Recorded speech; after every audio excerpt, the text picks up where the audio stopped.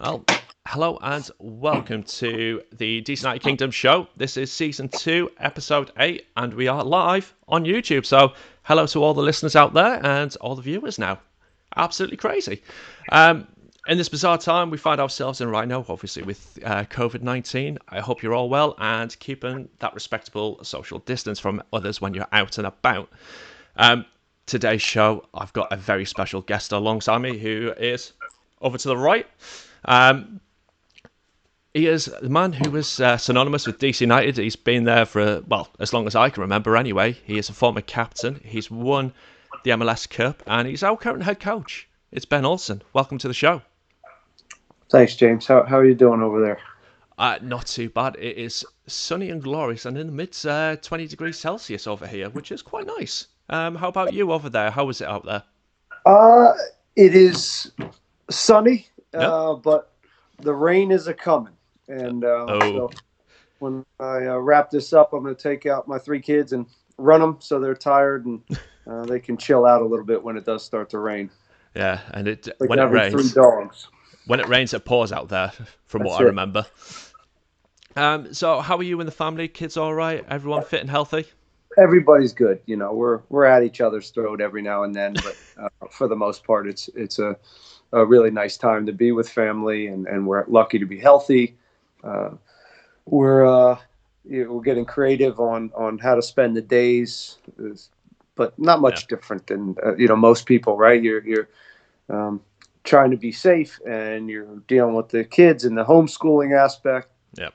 Uh, but it's yeah, interesting time, but yeah, we're okay here. Good. So obviously you have a little bit more spare time because you're not in training or you're not doing any tactical analysis, I'd imagine, for any teams right now because we're not playing anyone. So what have you been up to in your spare time? Well, it's it's still a lot of work. And you're trying to still create and hammer home your culture Mm, of what you want to build. You're still trying to hammer home uh, principles of play in small group discussions and the tactical discussions with your team. You still kind of need a state of the union mm, type meeting with all the players and making sure they're informed on what's going on, the where the league's at and where this whole thing is headed. Uh, you're working constantly with the sports science department to make sure the injured guys have the right plan. So when we do come back, they're in a good spot to start to compete. Um, a large amount of focus, and a lot of this ends up being on the sports science department, is making sure these guys are first and foremost in a safe environment and and are healthy, and we're supporting them in any way they need. But then it's also about making sure these guys are fit and they understand the weekly periodization, the programs that are sent out to them. Uh, and so, again, when they return, they're in a good spot and not set up to fail through injury or just being out of shape. So we can hit the ground running for that month of preseason, which it looks like more and more that there's going to be when we do get back a month of a mini camp mm. of some type. We're not sure of the details yet, but there will be a significant amount of time to get these guys ready so we don't put them in danger when they do get back on the field for games. Yeah, that kind of has answered one of my questions already. Where how will it look like when we actually do return to action? So, you reckon a month of pre-season to get things back up and running? Yeah, we don't know. And some of this is being played out in Europe right now. Mm, I know Germany's back at it, and a few other leagues are starting to get back. And it seems like they're starting with small groups, so mm, groups of two or four, and separated in certain areas of the field where the distancing is right, and maybe avoiding some of the locker room stuff and some of the close proximity areas that you have at the stadium or the training ground. yeah. And then I assume it'll just build up until the point where we have we have the whole group, and then it will start from there. And I think we'll have a month preseason, give or take a week or two. But it's important because there's going to be a lot of games. Any way Yeah. you slice it, when you do get back, I'm assuming there will be a jam-packed schedule, and that will cause some. It'll be good because you'll have to make a lot of adjustments.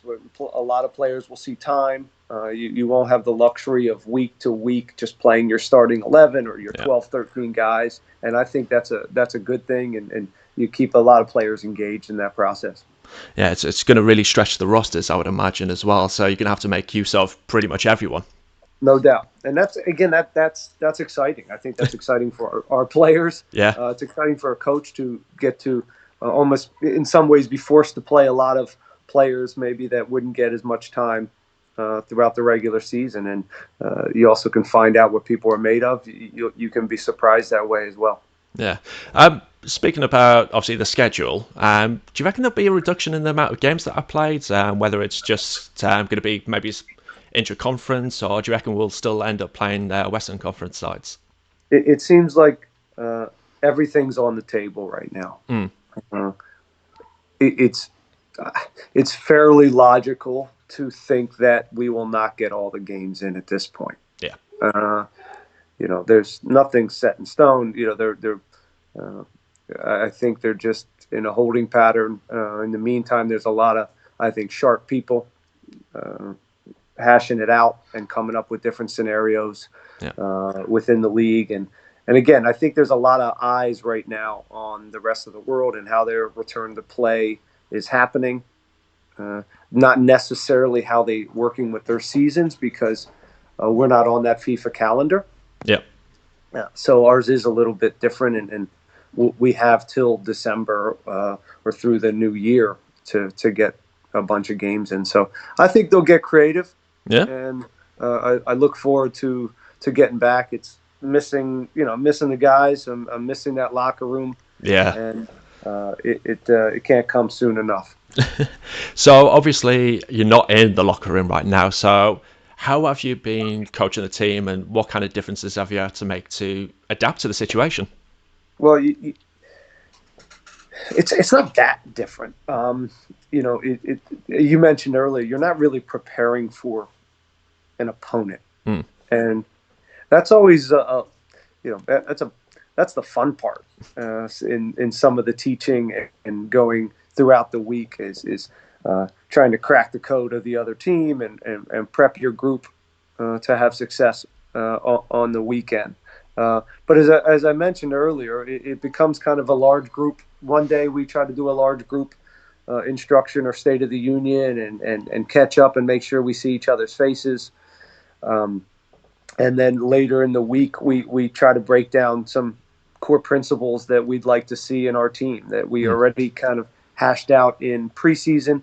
But it's a good time to have full focus on some of the details that you want to see, whether it's in possession, out of possession, transition stuff, whether it's box defending. For instance, today we had a half hour with groups of 4 on box defending and how we want to look in our low block in certain scenarios. So it gets pretty geeky and real quick, but the guys are very engaged in the process, and we also spend a lot of time, as I said before, focusing on the health and the mental health and the fitness levels of our players, and then we split up the task of with the coaching staff of reaching out to these players as much as possible.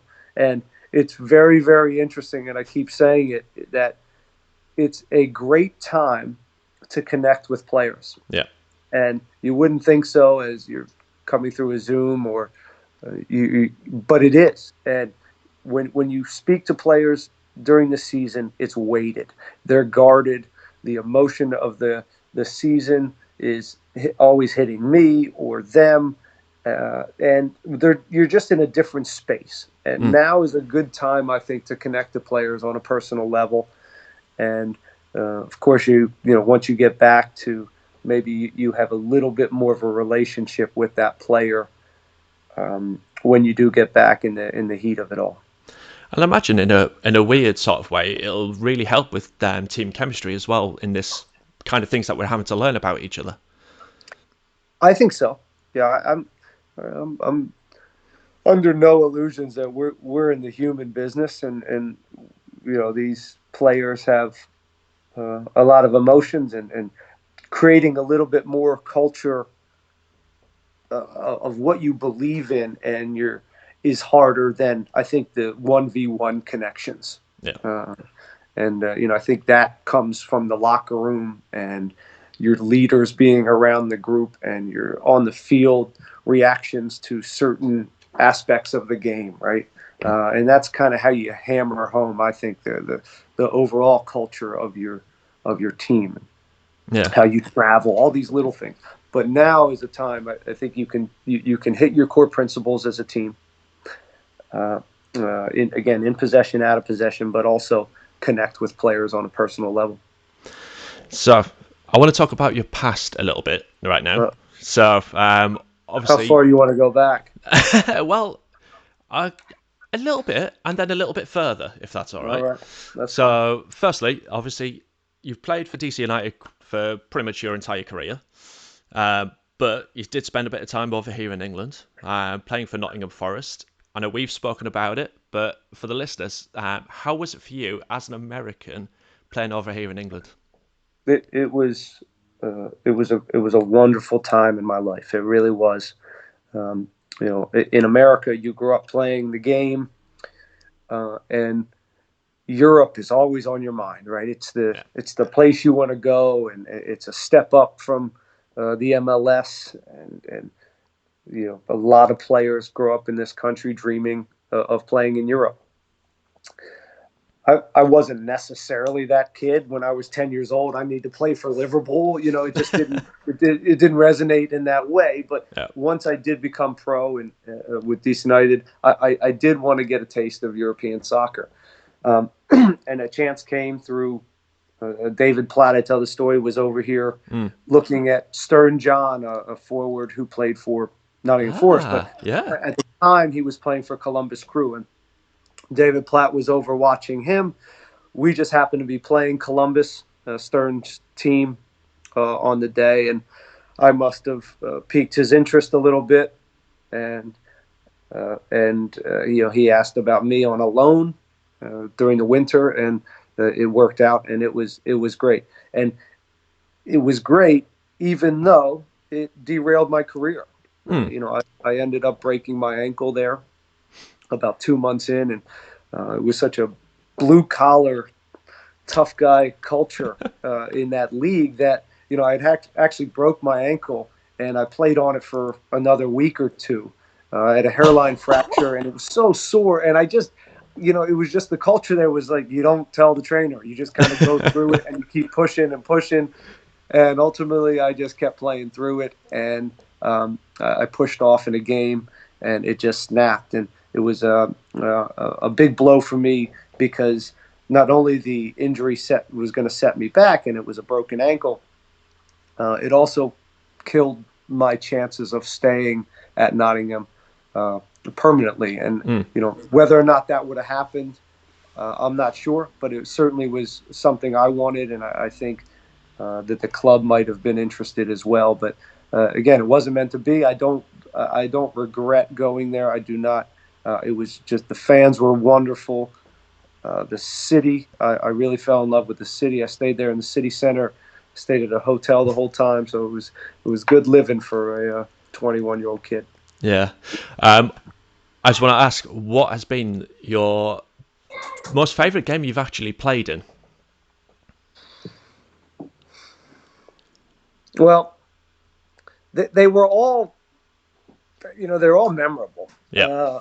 I guess the most memorable, and this is probably the my least favorite, was I'll tell you that story. We were playing Birmingham Yeah. away, and I think it was the day before Christmas, right? Is that Boxing Day there? Boxing Day, day after Christmas. Day after, the day Yeah. before, right? They jam a game in there too, and there's so many games during that period. So I flew my father over for Christmas, and he was so proud of me. And I was, Dad, I'm going to fly you over. I got some free tickets from for us. He brought his wife, and Oh, they're sitting up in the stands with the Forest fans and bragging about me, and just really enjoying it all. And I was having a nightmare of a game. I mean, I was just spinning, and I was against the player. I forget his name, but he was definitely taking advantage of me physically. And I just having one of those days. And uh, the ball was crossed to the back stick, and I remember I was right in front of the Forest fans, and I went to clear the ball, and I roofed it in our own net. I scored a great goal against our on our goalkeeper. I tried to clear it with my opposite foot, went off my heel, went right into 90, oh, and so basically, my dad's now kind of hiding in the fans. Now he's not as boisterous, and Christmas was ruined for us, but it was a great time. It really was. And I remember we were at a Chinese restaurant, I think that evening or Christmas Day, and I was just miserable. But I snapped out of it. There was one game I've recently caught up on, which is on the MLS YouTube, which is the Rumble at RFK. How was it playing in that? Because when I watched it, I was seeing tackles flying in after 30 seconds, and nobody got sent off, and I was just like, how? It was a brutal game. There should have been like three players left on each team at the end of that game. But it's one of my favorite games that I've ever been involved with. And I also tell this story that it was probably the only soccer game that I played in that during the game I felt very appreciative to be in the game. Almost as if I stepped out of myself and said, "Man, this is a wonderful game." It was back and forth, great goals, great atmosphere. It was at home, Mm, just such quality. But both teams had such uh, great character pieces that you knew they were going to play at the highest level they could for that match, and it didn't disappoint. Yeah, it was a nasty game. It was physical. It was taxing. It was back and forth. Again, the goals were spectacular, really clever goals, yeah. and then it helps to win the whole, win the game, and you have fonder memories of the game when you end up walking away. I missed the penalty kick, so that was not fun. But my buddy Nick Raimondo, the goalkeeper, bailed us out as he usually did. So it was a wonderful game. Yeah, I was going to ask about the penalty, but I might not know. Yeah, it was never my strong suit. I was the player that wanted to take them, but Yeah. wasn't good at them. It was probably a nightmare for a coach. He's like, "Oh, I'll pick you because you have your hand up, but you stink at them." So Oh, obviously playing at RFK, and we're at Audi Field. On the show earlier on in the year, had a couple of guests on, and we had a question sent in, and it was asked about what we would take from RFK to Audi Field, and it was mentioned the raccoons, because someone was apparently fond of the raccoons that were at RFK, and something was kind of created, which was the Olsen's Furry Army. What do you make of that? I don't know about this, but Olsen's furry army. Yeah, yeah. That's what the Um, raccoons would have been called if they were taken over. so me and behind me is 11 like animals and rats and Yeah. roaches and things like that. That would be a great poster. I'd like to see that poster if anyone could make that. Uh, RFK was a very interesting place to go to work, and I ended up going to work there probably more than anybody ever. So for 20 years, I Yeah. was going to that building. So I have a lot of great memories in it. And it just became home. I joke that there's a movie called Shutter Island where Yes. you kind of, it was kind of my Shutter Island. I felt very comfortable there, and but on any given day you'd walk in and it was, there were leaks everywhere, and the showers didn't work today, and there's roaches in your shoe, but we embraced it. We really did, and you had no other choice, right? We didn't have any Yeah. other options but to embrace it, and I think for a long time it suited us, and we were a low money spending team, and our mantras, we punch above our weight. It wasn't always stylistically the most beautiful soccer, uh, but we were gritty and we were adaptive, and we bent, but we didn't break a lot of times. And that atmosphere that we went to every day, again, suited a lot of those teams. And I was, it was, I miss it at times, but not too much. Yeah. Being at Audi Field and some of the some of the newer state of the art equipment that we have now, and it's more of a professional environment. Yeah, I do. I absolutely adore Audi Field. Unfortunately, I never made it out to RFK, but I've been to Audi Field twice now, and there's not a bad seat in the house, and the atmosphere is absolutely unbelievable. Have you noticed a difference in the atmosphere from RFK to Audi Field? Yeah, different, right? It's completely, RFK, the size of it, a bit cavernous. I will say, though, there were games, there were nights at RFK that were super special, and our fan base did such a great job of bringing the right atmosphere to help us win games at RFK, as they're doing at Audi Field. But there was a certain glow about RFK. The lights were different, and it's you can't replicate that in any new stadium. And moving into Audi Field, it's given us certainly a a leg up, a home field advantage, and the intensity has grown. And in a new building, you have to grow into it, and your fan base has to grow into it. And it took, the first year, it took a few games because there was a lot of new fans and people that wanted to see the glossy new stadium. And but you see at the third, fourth game, you start to feel that it was starting to be home, and now we go in there, and the energy's fantastic. You look at, obviously, as you said about growing into the stadium, and then you look at that run that we went on at the end of 2018. That was just absolutely unreal. I don't think I've ever seen anything like that before when moving into a new stadium. Sure, it was a memorable time in my coaching career. Again, the arrival, Wayne gave the organization a shot in the arm. It gave our fans a big boost, and the level that we played at was pretty high. It wasn't as high as people thought it was. We made a lot of big plays down that stretch. We were efficient. We weren't dominating teams necessarily every game, but we had playmakers, and Lucho and Wayne were playing at a high level, and their connections, that partnership was special. We were tough to play against, and we defended really well. And the run we had last year was also pretty epic. Getting into the playoffs, we needed to have a good stretch, and we went on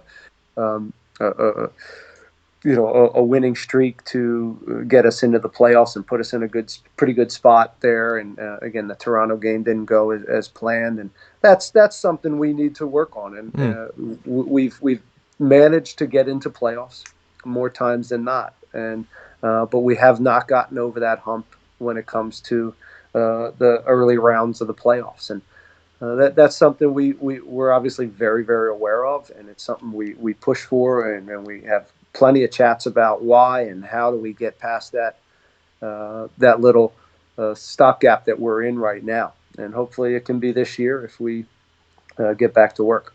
Yeah, and you just touched on that.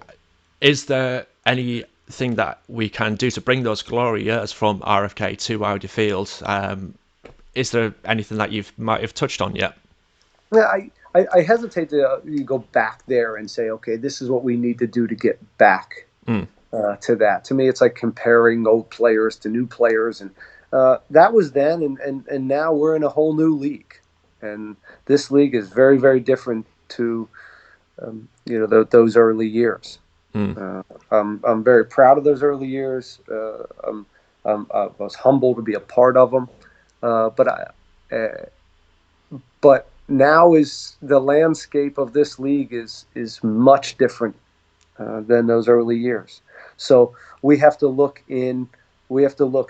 now and into the future to push this club past where we're at.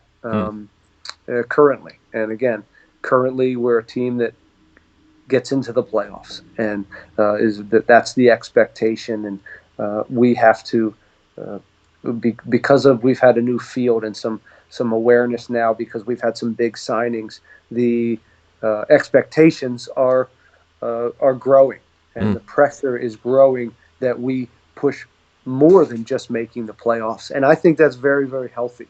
I think that puts a healthy pressure on myself, a healthy pressure on the players and management to now uh, ultimately raise a trophy. And that's what we do this for. We do this for that one night where you get champagne in your eyes and you create bonds for a championship bond for your entire life. That, make no mistake, that's why we do this. And we work out. I've been for the last 10 years waking up with that in mind every day. And I have not been able to do that for our fans, but I certainly will not stop, and I'll keep doing my best, and that's all I can do. And that's all we can ask for, is that you do your best. As you just mentioned, you've been manager for 10 years now, which is the second longest serving in MLS. How do you keep things fresh year in, year out? There's been times throughout the 10 years where it's been a little difficult because of the the grind of this job, and it can wear you down.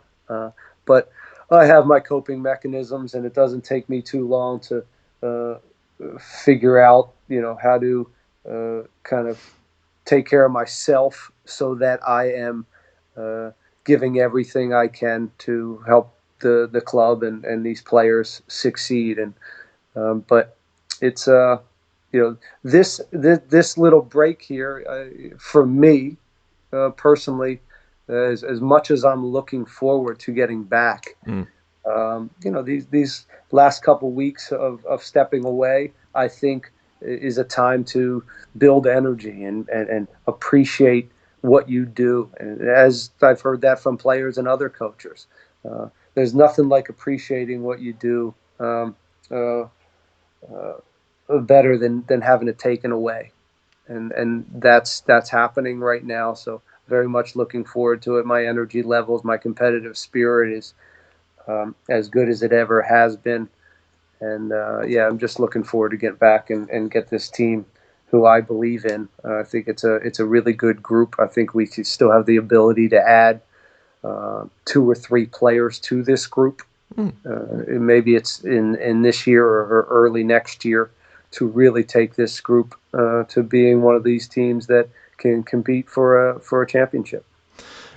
What types of players would you be looking for then, if there's a few more to add? Uh, you know, it becomes a conversation of, do you build depth? Are you good enough? Are you starting group? Are you Can that team win a championship? Right? If so, if you believe that, you grab some depth and you make sure that those guys are playing at their best through competition, and that you don't get caught with your pants down with an injury or two. Uh, uh, but then you evaluate, on the other side is that, okay, I need to enhance the group. We need to enhance this group and get something with some uh, different personalities. And maybe that's speed. Maybe that's a forward. Maybe that's a better passer in the back. Maybe that's a more aggressive outside back with better service. Maybe it's a midfielder who has different eyes, that is more of a playmaker, whether it's deep, or a number 10 that can is all rounded, where it can score, assist.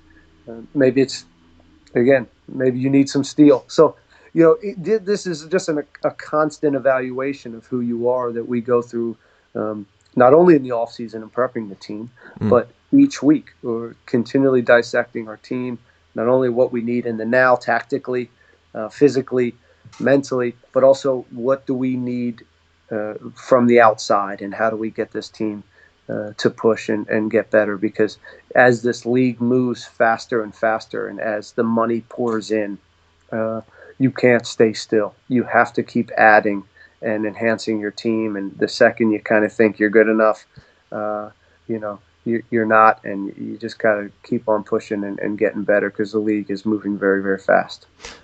Yeah. One last question before we move on to the questions that have been sent in by some of the fans. As a manager, what's the best game you've managed in?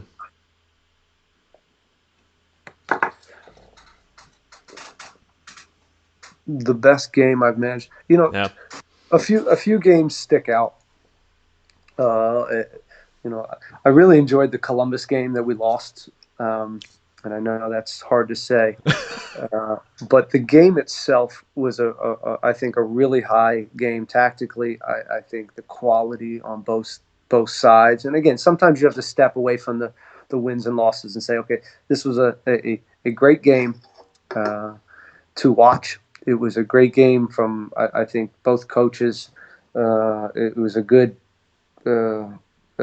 tactical battle. I think it was a good physical battle. I think tactically the players, both sides, really played at a high level. Good goals, good moments. So that playoff game was memorable. The Salt Lake game where we won the Open Cup is really my only championship with Yeah. as a coach, and that was a tough year in 2013, and to win that cup in a disastrous season was probably my fondest memory as a coach. Yeah. And it was a really interesting year for me, from a development standpoint.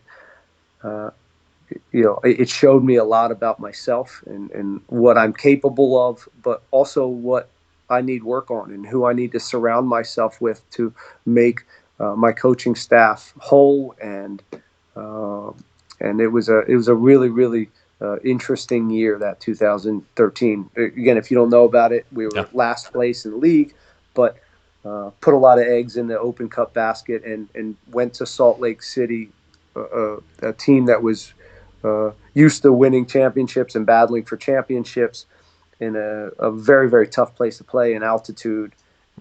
Probably nobody had a lot of money on us at the time. Yeah. And we kind of were the underdogs, and we won that game. And it's a really fond memory. Going back into some of those New York playoff games, the snow game was a really fun game to be a part of. That weekend was very chaotic, and to end up being on the winning side of that is a great memory. Some of my early days, making the playoffs again for the first time, Lewis Neal's goal to get us back into the playoffs after a few years where we were pretty thin with postseason matches. The Wayne Lucho goal, Orlando is. One day I'll tell that whole story because there's a lot of layers to that game. You have to wait for my book for that one, but it was a remarkable moment, and the way that spread globally, and to deal with Wayne, and it was really a fun thing to do. He made my life very easy from a managerial standpoint. So those are a few. Yeah. That last comment about Wayne kind of leads us nicely into some of the fan questions, because we had one that's come up on YouTube whilst we're live right now, from IG Techer is his username. You might have heard about Wayne Rooney's recent comment about protecting the American player. Have you got any thoughts on that? And you probably we all know the answer to this one, I would imagine, is was he a good leader in the locker room? I think he was. Well, let me start with that one. I think he was a good leader. Yeah. In a lot of ways, he led by example. I mean, he comes in with a name and a persona and a resume that is second to none. But then he backs it up and he makes plays on game day. He's a good teammate to everyone. Whether it's the young guys, very, very approachable, and really seems to love the locker room culture. He's been in it a long time, and he feels very comfortable in that environment. He was great tactically to bounce things off of. Certainly a sharp soccer mind from a player standpoint. So I enjoyed our back and forth. And, not only on game day was he present and engaged and up for the task, his training habits were very good. And Yeah. he was a competitor, and I think he brought out the best in players because of that, but also just because of his presence. And guys were excited to have him at training and engaged, and I think they liked seeing him in the starting lineup and going to battle with him when it came down to Saturdays. Another question that is coming over on YouTube is you talked about the huge stretch from last year. I think it was last year against started against LA Galaxy, and there was a picture taken of you celebrating, and I think it's where you've got two fist pumps going at the same time. Have you seen the wallpaper from that game? Have I seen the wallpaper? Yeah, so there's been quite a few creations, shall I say? I have not seen them. No, and but yeah, I I might don't know. I might send you them afterwards.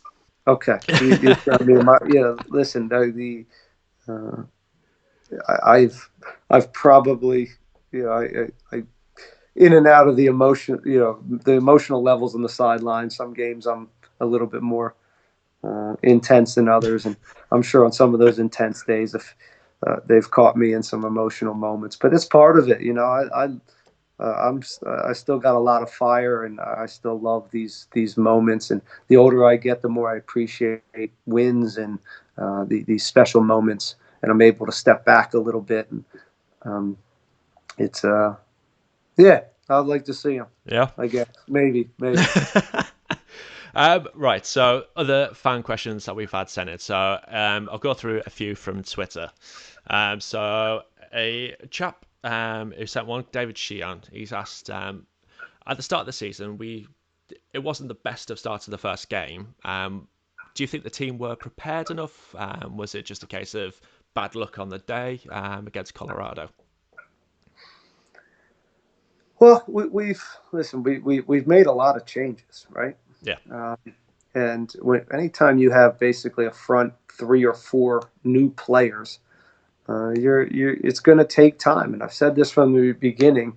We're going to be a much different team at that point this summer, and then we'll be a different team down the stretch than we are in the summer. So this is a journey. Each season is you go through a whole host of changes, and a part of that process is making sure you take that Colorado game, dissect it, be non-emotional about who you are and where you can go. And if it's not working, if you're not getting better, then adapt and change. And that's how the season looks. But I kicked myself in the Colorado game. We needed a fresh leg or two, and I should have gotten somebody in to whether break up a few seconds to give our guys an exhale, or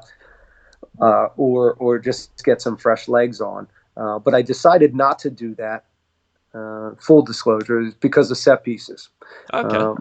My bench was very short. Yep. Yes, they had legs, but they didn't have height, and we were under it. And yes, we want to win at home, but I figured that we could hang in there and grind out the result and live to fight another day. And ultimately, we had quite a few set pieces that we did well in, but we fouled up a play there in the end. We had plenty of chances to get rid of the ball, and a few guys weren't at their best down the stretch. But that could be fatigue, right? Yeah. So ultimately, I'll put that one on me, but that's how it goes. You make mistakes, and the mistakes live with you a little longer than the ones that you get right that nobody notices. And I've had plenty of both, believe me. And the Inter Miami game wasn't perfect either. and it was a little bit more of a fractured game with the red card, and how we dealt with being up a man was not good enough. So again, these are the first 2 games of the season. We're not the only team that's trying to figure out who they are and how best to go about winning games. And when we get back, this will continue to be the process. And then right when you figure it out, you add a new piece in the summertime or in the transfer window, and you now have to figure out a little bit more about who you are and who plays well with each other and what makes your team tick the most. So again, it's a journey, and each game is a blank slate, and you continue to learn about yourselves. And but I do believe in this group. I look forward to getting back with them. Cool. Next question comes from Daniel Wise, who I've got to give a quick shout out to because he helped me get everything set up for this stream and helped do a couple of tests to make sure everything working right. So thank you, Daniel. If you could conjure up any MLS player in their prime and put them into the squad that we've got now, who would it be and why? Wow. That's a good question. Probably Jaime. Yeah, probably Jaime Moreno. I like that answer. I like that one. Yeah, I think just because of, he gave you so many things, right? He gave you hold up play. He gave you speed. Gave you running in behind. Gave you goals. He gave you his passing ability was, and the way he made players around him better through whether it's his hold up play or his ability to pass. He could drive by you 1v1. There wasn't a lot of weaknesses in Jaime as a forward. And I think that's an easy one. It'll be Jaime. Cool. And he is kind of one of the main reasons why I support DC United, because he played for my team over here in the UK. Right, Burrow. Yeah. Shame about how we're doing right now, but there we go. A question from Instagram, DCU TV. He wants to know, what's your favourite low-key place to get a drink?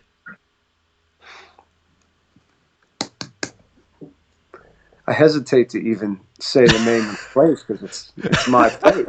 Fair point, yeah. I'm just kidding. I gave up drinking January 1st. So I don't drink as of now. But December 30th, I would have gone to my local bar here. I live in the city, so I'm very close to plenty of spots, plenty of watering holes. But my favorite would be a place called All Souls, a real quiet bar where I can go in and be by myself after a game and have a quiet one. Fair. Next question. I had a couple come over on Reddit. Possibly not so much now, but a guy called Jalapeno wants to know, if there was a DC United beer pong tournament, who would your partner be? Beer pong? Yeah. I gotta go back for this one to my. I would probably beer pong. Well, there's 2 ways to look at this. There's the ability to drink a lot of beer and still focus, right? And then there's the actual throwing of the ping pong ball. Yep. But so in both cases, I go with Nick Raimondo. Okay. He can take a drink, can he? Yeah, he's a solid boy. Yeah. He can have a couple beers and still not stumble and still focus. And he has the throwing part down too because he's a goalkeeper. So yeah, that he would be my pick. I'd be very happy with that pick. Ah, fair. We've got one last question, which is coming from Brian Lake over on Twitter. He says that you were his favourite player, as you've got passion and heart like nobody else. He's got a couple of questions, actually. First one, I've actually already asked you about, which was your personal highlights about being a player and a coach. Um, but the last question he asked was, what are you going to order at Ben's Chili Bowl when this is all over? Well, I'm also not eating meat over the last 10 years. So, Oh, uh, but when I used to go, I haven't gone to Ben's Chili Bowl that often in the last few years. When I did go, I would eat. I'd get a tuna fish sandwich, and I know that's probably comical to go to Ben's Chili Bowl, where they have some of the best half smokes and hot dogs and chili in the nation to order a tuna fish sandwich. I'm actually embarrassed to even say that. I should have just lied to you that I have a half smoke. Um, it's a great institution. It's right down the road from me, and we've done a bunch of charity things. And the Alis are great citizens of DC and do a lot of great things. And so it's great to see them not only doing that great with the flagship place, but they're also in the airports now, and they're at the baseball stadiums. So this city's it's a great city. I say it all the time. I'm uh, very humble and thankful that I live in this. I think one of the great cities in the world. Raising my kids here, and I couldn't be happier that to be affiliated with this club for 20 years. Again, humbled and lucky, and I've uh, my fire's there. I tell the fans that I'm doing my best every day. I wake up. All my intentions are to win games. Again, serve this community and please the fans and try to bring them home a championship. And uh, I'll keep doing as much as I can for them. I appreciate their support. I understand at times. Uh, I don't always have theirs, but that's part of this. yeah, That's part of being a coach, and I'm glad there's a lot of opinions because it means that this club matters a lot to the fans, and ultimately that's what this is about. yeah, absolutely. Well, that's all we've got time for. That is all the questions we've gone through everything, Ben. Is there anything else you want to add to the interview or the show? No, I just hope everybody's safe, and I hope them and their families are dealing with this tough time. And I want to thank you for having me on. It's nice to get a little reminisce about the old days in Forest and some of my some of my career. I don't do it enough, and looking back, it's nice to do that and appreciate kind of how lucky I have been to be a part of this club and some of the great moments, and remind myself that you know I'm very lucky to again played for 10 years and coaching in this great city. Well, thank you for actually taking the time out of your day to come and join me on this little show from the UK. And thank you to everyone who's tuned in live. It's been an absolute pleasure to do this for the first real time. It's absolutely awesome. So if you're not already, head over onto all the social media. Just search DC United Kingdom. If you want the direct links, I'll leave them in the show notes, and I'll leave them in the chat for you to go and click through. So once again, thank you very much, and until next time, Vamos United.